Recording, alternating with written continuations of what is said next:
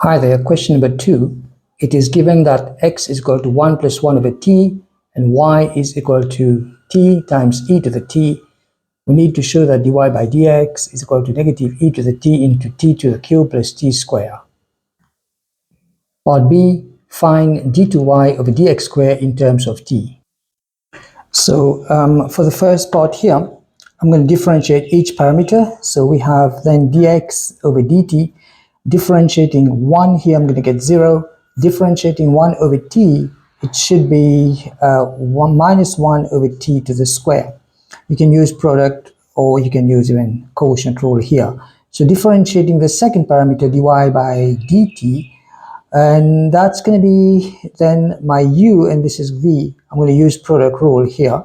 So u dv by dt, u is t, so dv by dt is e to the t, plus v, which is e to the t times 1, because if you differentiate t, you should be able to get 1. So this ends up as e to the t into t plus 1. Now, we need to find dy by dx. So dy by dx is dy by dt times dt over dx. Okay, so if we were to do this, then we're going to get dy by dt, which is e to the t into t plus 1 times dt over dx. I got dx over dt minus 1 over t squared. So dt over dx is the reciprocal of this. So the minus is still there. And this is my dy by dx. And of course, I'm going to multiply by t squared. So on the reciprocal. T squared over 1 basically. So what we end up as is minus e to the t squared times t inside is t to the cube, plus t squared times 1 is t squared. So the first part of the question is done, and that has been shown. Here we are, it's exactly the same as this here. Alright, now the second part of the question, I need to find d2y over dx squared. Basically, we can use a chain rule. So this is dt, you differentiate dy by dx, and then you multiply by dt over dx. Okay, so this is using the chain rule over here.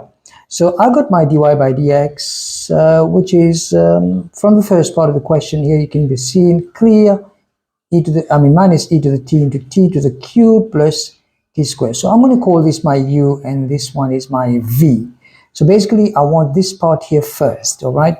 So what I'm going to do is d over dt dy by dx. I'm differentiating dy by dx in terms of t.